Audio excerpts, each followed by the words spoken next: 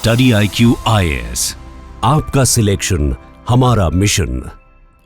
दोस्तों, आज की दुनिया मल्टीपोलर होती जा रही है, लेकिन ये मल्टीपोलैरिटी भी कुछ डोमिनेंट प्लेयर्स के बीच शिफ्टिंग अलायंसेस का गेम बन चुकी है। आज के टाइम में दुनिया का हर बड़ा देश किसी ना किसी इंटरेस्ट ब्लॉक का पार्ट है, चाहे फिर वो west led liberal economic order हो या China Russia led alternate ecosystem. अब भारत के लिए चैलेंज ये है कि वो अपने नेशनल इंटरेस्ट को सेफगार्ड करे और साथ ही दोस्तों एक ग्लोबल प्लेयर के रूप में अपनी इमेज को बनाए रखे। अब आपको पता ही होगा कि भारत को एक नॉन अलाइंड कंट्री के तौर पर जाना जाता है। अब ऐसे में दोस्तों एक क्वेश्चन आता है कि क्या इंडिया के पास ये लग्जरी है कि वो कोल्ड वॉर की तरह एक बार फिर से नो अलाइंड स्टैंड ले सके, या फिर बदलती दुनिया के जियोपॉलिटिकल और इकोनॉमिक इक्वेशंस के चलते उसे एक कैंप का हिस्सा बनना चाहिए। और इस बार हिस्सा कैंप की छत्र छाया में नहीं, लेकिन इक्वल पार्टनर की फुटिंग्स पे। अब अगर बनना चाहिए तो इस रोल में इंडिया के लिए कौन सी कंट्री फिट बैठती है? दोस्तों, अगर ग्लोबल सीन देखें तो साफ तौर पर वो कंट्री चाइना नजर आता है। अमेरिका, इंडिया और चाइना दोनों की इकोनॉमी पर अटैक कर रहा है। ट्रंप साहब ने हाल ही में इंडिया पर 26% टैरिफ्स इंपोज किए। अब ये ठीक वैसे ही है जैसे कोल्ड वॉर के टाइम में वो यूएसएसआर को अटैक कर ही रहा था, बट बीच बीच में भारत के लिए भी चैलेंजेस को क्रिएट कर रहा था। यानी एक साइड तो ट्रंप साहब मोदी जी को अपना फ्रेंड बता रहे हैं, बट दूसरी साइड वो हमारी इकोनॉमी को नुकसान पहुंचा रहे हैं। तो दोस्तों ऐसे में क्वेश्चन ये आता है कि क्या इंडिया को चाइना के साथ रिलेशंस जो हैं वो स्ट्रैटेजिकली मैनेज करके अपने लिए एक बैलेंस क्रिएट करना चाहिए? क्या हमें अमेरिका को बैलेंस करने के लिए चाइना के साथ आना चाहिए, ठीक उसी तरह जैसे हमने यूएसएसआर के साथ रह के किया था? अब आप कहेंगे कि भाई अचानक से ये कहां से आ गया? तो दोस्तों ये मैं नहीं कह रहा हूं, खुद शी जिनपिंग और मोदी जी ये बात कर रहे हैं। जिनपिंग साहब ने ट्यूसडे को कहा कि इंडिया और चाइना के रिलेशंस को ड्रैगन एलिफेंट टैंगो के रूप में लेना चाहिए। हम दोनों को अपने रिलेशंस को इसी रूप में स्ट्रॉन्ग करना चाहिए। इससे पहले उनके जो फॉरेन मिनिस्टर हैं वांग यी, उसने कहा था कि इंडिया चाइना का एक साथ चलना और एक दूसरे के साथ सहयोग करना दोनों के लिए ओनली राइट चॉइस है। दोस्तों, अपने मोदी जी ने भी हाल ही में एक पॉडकास्ट में जोर देते हुए कहा कि अब इंडिया और चाइना को हेल्दी और नेचुरल कंपटीशन में शामिल होना पड़ेगा और साथ ही यह भी सुनिश्चित करना चाहिए कि उन दोनों के मतभेद विवादों में ना बदल जाए। दोस्तों, former prime minister Rajiv Gandhi की गवर्नमेंट में एडवाइजर रहे PS देओधर ने भी अपनी बुक सिनस्थाना today viewing China from India में कहा है कि इंडिया एंड चाइना एक साथ आकर इंडिया वर्सेस चाइना की बजाय इंडिया प्लस चाइना के रूप में उभर सकते हैं। अब देओधर ने सजेस्ट किया है कि बढ़ती इकोनॉमिक्स के रूप में दोनों को अपनी विकास की गति बनाए रखने और इस सदी को एशिया की सदी यानी कि एशियन सेंचुरी बनाए रखने के लिए डीपर इकोनॉमिक रिलेशन बनाने चाहिए। तो दोस्तों, क्या ऐसे में कहा जा सकता है कि चाइना हमारे लिए नेक्स्ट यूएसएसआर बन सकता है? चलिए आज की अपनी इस वीडियो में इसी एस्पेक्ट को डीपली एनालाइज करते हैं। दोस्तों, इतिहास हमें बताता है कि इंटरनेशनल रिलेशंस में कोई भी कंट्री परमानेंट फ्रेंड या एनिमी नहीं होते, बल्कि उनके हितों का संतुलन ही सबसे ज्यादा जरूरी होता है। जैसे कोल्ड वॉर के दौरान सोवियत संघ या यूएसएसआर इंडिया का सबसे बड़ा रणनीतिक और आर्थिक सहयोगी था। अब वैसे ही आज की ग्लोबल अगर आप सिचुएशन को देखो तो उसमें चाइना भी अमेरिका की यूनिपोलर पावर को चुनौती देने के लिए इंडिया का एक स्ट्रैटेजिक पार्टनर बन सकता है। हालांकि उसके हमारे रिलेशन तनावपूर्ण रहे। गलवान घाटी का अगर आप किस्सा लो, ढोकलम विवाद को लो, वो इसके दो महत्वपूर्ण एग्जाम्पल हैं। बट दोनों के कुछ ऐसे कॉमन इंटरेस्ट भी हैं दोस्तों जो उन्हें एक दूसरे के करीब ला सकते हैं। स्पेशली अगर आप अमेरिका की बढ़ती हुई चुनौती को देखो तो उस कंटेक्स्ट में ग्लोबल पावर को काउंटर करने के लिए ये दोनों साथ आ सकते हैं। क्योंकि दोस्तों आज नई कोल्ड वॉर की सिचुएशन क्रिएट हो रही है और इस बार अमेरिका वर्सेस चाइना है। अमेरिका चाहता है कि उसकी ग्लोबल इकोनॉमिक और मिलिट्री डोमिनेंस बरकरार रहे, जबकि चाइना एक मल्टीपोलर वर्ल्ड बनाना चाहता है, दुनिया में अपनी डोमिनेंस को और ज्यादा बढ़ाना चाहता है। और दूसरी साइड दोस्तों हमारा भारत है, वो अपनी स्ट्रैटेजिक ऑटोनॉमी को मेंटेन रखना चाहता है, जिसमें उसे अमेरिका के साथ बैलेंस बनाने की जरूरत है। अब ऐसे में अगर इंडिया को अमेरिका के यूनिपोलर डोमिनेंस से खुद की फ्रीडम बनाए रखनी है तो चाइना उसके लिए न्यू सोवियत यूनियन या यूएसएसआर बन के आ सकता है। दोस्तों ये बात सब जानते हैं कि अमेरिका जिस भी कंट्री से रिलेशन बनाता है ना, तो वो बराबरी की दोस्ती नहीं करता, वो अपने पार्टनर्स पर प्रेशर क्रिएट करता है। ऐसा ही वो इंडिया के साथ भी करता है। अमेरिका इंडिया पर बार बार चाइना के साथ ट्रेड और टेक्नोलॉजी कोऑपरेशन को कम करने के लिए प्रेशर डालता है। बट इंडिया के इंडस्ट्रियल और मैन्युफैक्चरिंग सेक्टर दोस्तों आज भी काफी हद तक चाइनीज सप्लाई के ऊपर डिपेंडेंट है। ठीक वैसे ही जैसे एक टाइम के ऊपर यूएसएसआर इंडिया के हैवी इंडस्ट्रीज और ऑयल सेक्टर का सहयोगी था, वैसे ही आज दोस्तों चाइना इंडिया के फार्मास्यूटिकल्स, इलेक्ट्रॉनिक्स, टेलीकॉम सेक्टर का एक बड़ा सप्लायर है। रिसेंट ईयर्स में इंडिया और चाइना का ट्रेड तेजी से बढ़ा है। चाइना के साथ इंडिया का ट्रेड अप्रैल से अक्टूबर 2024 के बीच ईयर ऑन ईयर 9.8% से इंक्रीज हुआ। यानी चाइना 65.89 बिलियन डॉलर्स के साथ इंडिया का टॉप इंपोर्ट सोर्स था, जबकि 2021 में दोनों के बीच बायलैटरल ट्रेड 43.3% तक इंक्रीज हुआ, जो दिखाता है कि दोनों इकोनॉमिकली एक दूसरे पर कितना ज्यादा डिपेंड करते हैं। अब ये इकोनॉमिक पार्टनरशिप इंडिया को अमेरिका के प्रेशर से बचने के लिए ऑल्टरनेटिव दे सकती है, जो हमें पहले यूएसएसआर ने दिया था।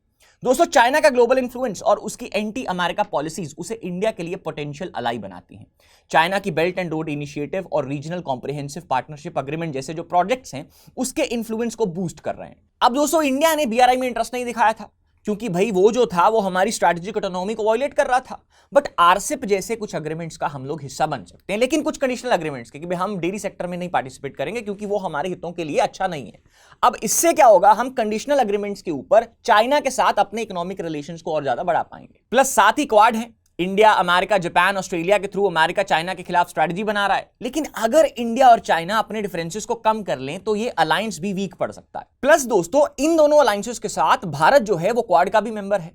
तो अब जब क्वाड में अमेरिका, जापान, ऑस्ट्रेलिया के थ्रू इंडिया दूसरे ब्लॉक में भी आ जाएगा, तो हमारे पास दोनों ग्रुपिंग्स को एक दूसरे के खिलाफ काउंटर करने की एक अपॉर्चुनिटी होगी।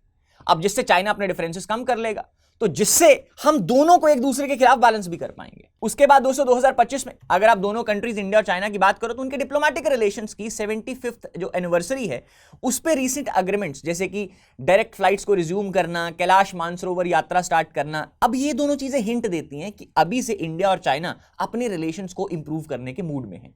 उसके बाद दोस्तों, चाइना के साथ दोस्ती इस मामले में भी बेनिफिशियल हो सकती है कि भाई डेमोग्राफिक चेंजेस के कारण चाइना को कामकाजी लोगों की जरूरत पड़ने वाली है, या उसको इसकी आगे जाके जरूरत होगी ही होगी। And on the other side, अगर आप इंडिया में देखो तो India has the largest young population. तो भाई ऐसे में अगर proper education and skill set दिया जाए तो वो लोग चाइना में भी जॉब जाके सर्च कर सकते हैं। अब एक डेटा के मुताबिक 2023-24 में इंडिया के लोगों ने रिकॉर्ड 107 बिलियन डॉलर का रेमिटेंस भेजा था, जो लगातार दूसरे फाइनेंशियल ईयर में 100 बिलियन के आंकड़े को पार कर गया।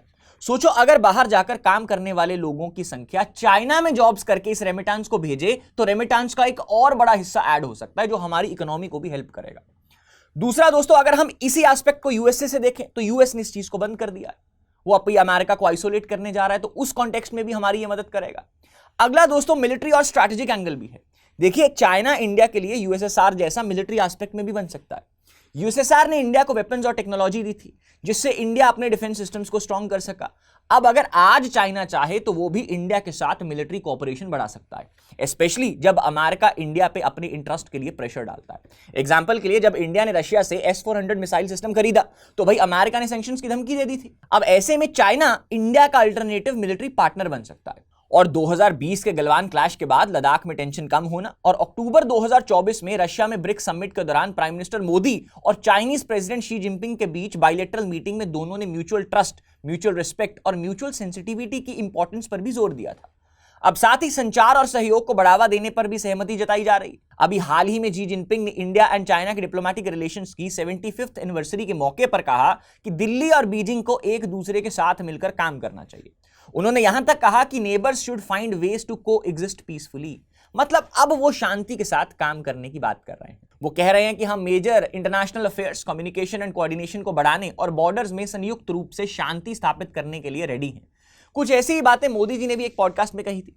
दोस्तों, ये सब दिखाता है कि दोनों कंट्रीज बॉर्डर डिस्प्यूट सॉल्व करने के लिए रेडी हैं, जो फ्यूचर में पार्टनरशिप्स का बेस बन सकता है। अब यहां पे एक ऑर्शियस बात ये भी है कि भाई अगर आपके बॉर्डर डिस्प्यूट सॉल्व नहीं होते, उनको रखिए, security on one hand and economy को पीछे से आप कंटिन्यू कर दीजिए। इसी में जो आपका हमारा इतने सालों से BYD का जो प्रोजेक्ट था, जिसको इंडियन गवर्नमेंट अप्रूवल नहीं दे रही थी, तो वो 8200 से 8500 करोड़ का जो प्रोजेक्ट है, उसको फाइनली भारतीय गवर्नमेंट ने अप्रूवल भी दे दिया है। तो इससे कंपटीशन आएगा। एक तरफ हमने टेस्ला को बुला लिया, दूसरी तरफ से हमने चाइना से BYD को बुला लिया। Now this exactly India has to do. अब भाई इससे आपको एक बात तो समझ आ रही होगी कि भाई जो China can become the next USSR for India, ये कोई हवा हवाई वाली बात नहीं है।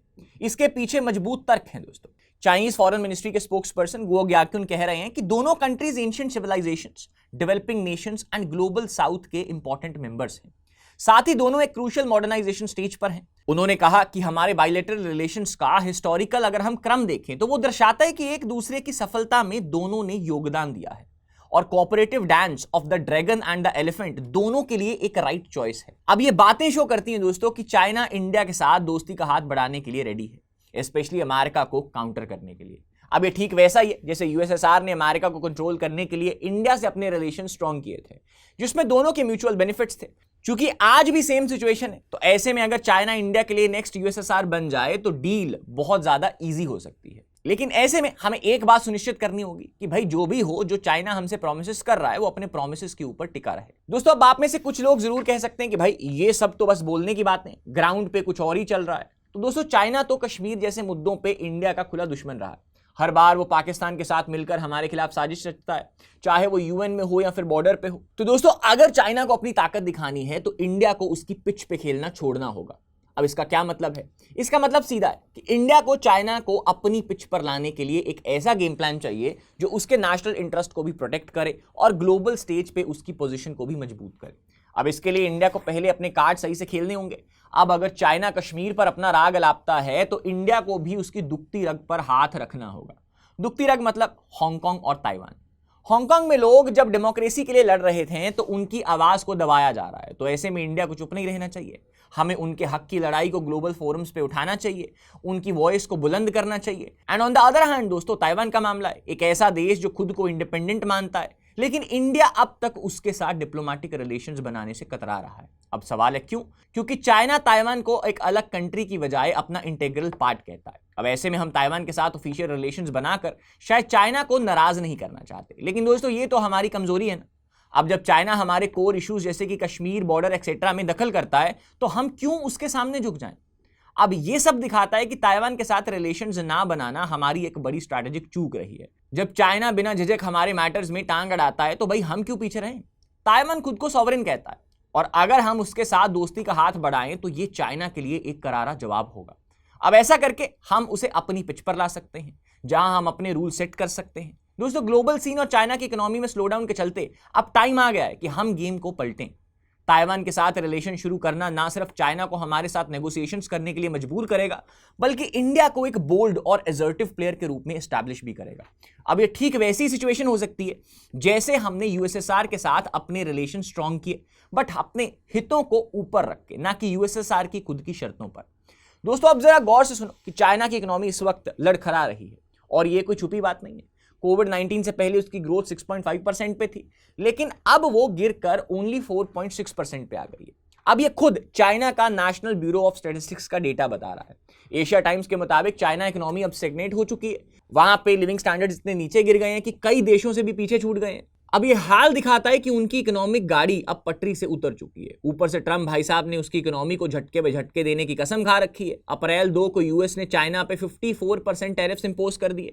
एक्सपर्ट्स का कहना है कि 2025 के आखिर तक ये टैरिफ्स चाइना की जीडीपी को 2.4% तक नीचे लाएंगे। अब सोचो दोस्तों, एक तरफ ये इकोनॉमिक स्लोडाउन, दूसरी तरफ अमेरिका का ये इकोनॉमिक अटैक, चाइना के लिए दो दोहरी मार पड़ रही है। अब ऐसे में भाई ये स्वाभाविक है कि चाइना अपने पैरों पे खड़ा होने के लिए कुछ ना कुछ तो करेगा। वो अपने सहयोगी देशों से हाथ जोड़ना चाहेगा, नई मार्केट्स ढूंढेगा ताकि इस नुकसान की भरपाई हो सके। लेकिन जरा शी जिनपिंग के बयानों पे भी गौर करो, वो बार बार इंडिया के साथ दोस्ती का ढोल पीट रहे हैं। क्यों?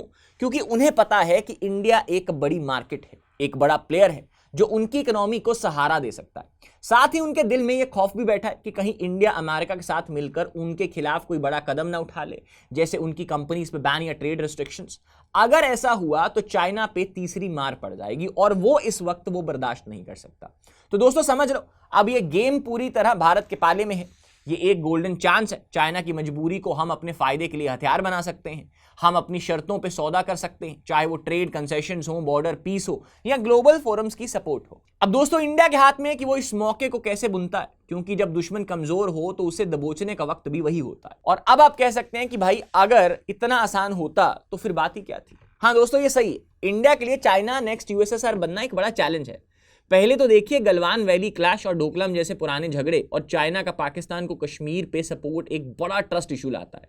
यूएसएसआर के साथ तो ऐसा नहीं था, जो एक स्टेबल दोस्त था, और अब उसकी जगह रशिया है। अब इंडिया अपने स्ट्रैटेजिक इकोनॉमी को बचा के रखना चाहता है, लेकिन अगर अमेरिका के प्रेशर जैसे कि ट्रंप के 26% टैरिफ्स को बैलेंस करने के लिए चाइना के साथ ज्यादा चिपक गया तो वेस्ट के साथ रिश्ते खराब हो सकते हैं और चाइना के हाथ में आ सकता है। अब इकोनॉमिकली चाइना पे भरोसा है, क्योंकि जो मैंने आपको इंपोर्ट्स का नंबर बताया $65.89 बिलियन, लेकिन ये डिपेंडेंस इंडिया को वीक भी बना सकता है अगर चाइना इसका फायदा उठाए।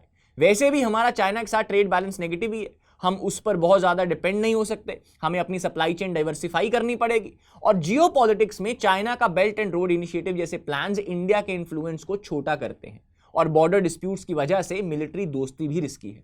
अब इन सबको बैलेंस करना जरूरी है, दुनिया में अपनी डेमोक्रेटिक वाली इमेज बनाए रखना और यह भी श्योर करना कि चाइना का डोमिनेंस का गेम इंडिया के लिए फायदेमंद रहे। अब ये सब एक सॉलिड स्ट्रैटेजी मांगता है, वरना ड्रैगन एलिफेंट टैंगो मुश्किल हो सकता है। तो कुल मिलाकर कहूं तो दोस्तों, इसके लिए इंडिया को अपनी फॉरेन पॉलिसी में एक स्ट्रिक्ट बाउंड्री सेट करनी होगी। चाइना के साथ दोस्ती करो, लेकिन अपने डिफेंस और स्ट्रैटेजिक इंटरेस्ट पे कोई समझौता नहीं।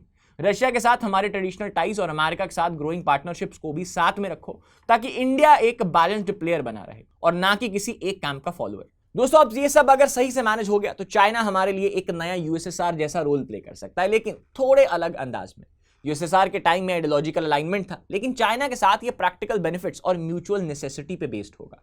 अमेरिका के प्रेशर को बैलेंस करने के लिए, इकोनॉमिक ग्रोथ को बूस्ट करने के लिए और ग्लोबल साउथ के लीडर के रूप में अपनी पहचान बनाने के लिए चाइना के साथ ये टैंगो काफी काम आ सकता है। तो दोस्तों, अब क्वेश्चन आपसे, क्या आपके हिसाब से क्या इंडिया को ये रिस्क लेना चाहिए? क्या हमें चाइना के साथ एक नए चैप्टर की शुरुआत करनी चाहिए या फिर कोई दूसरी बैलेंस्ड स्ट्रैटेजी बनानी चाहिए? अब आपकी राय क्या है? क्या चाइना सच में नेक्स्ट यूएसएसआर बन सकता है या सिर्फ हमारी ये खूबसूरत ख्याल है जो रियलिटी में आना मुश्किल है? अब इसके ऊपर अपने विचार कमेंट सेक्शन में जरूर बताइएगा। जल्द मिलते हैं एक नई वीडियो के साथ। Till that time, thank you so much. See you guys in the next one. Study IQ IAS, आपका सिलेक्शन हमारा मिशन।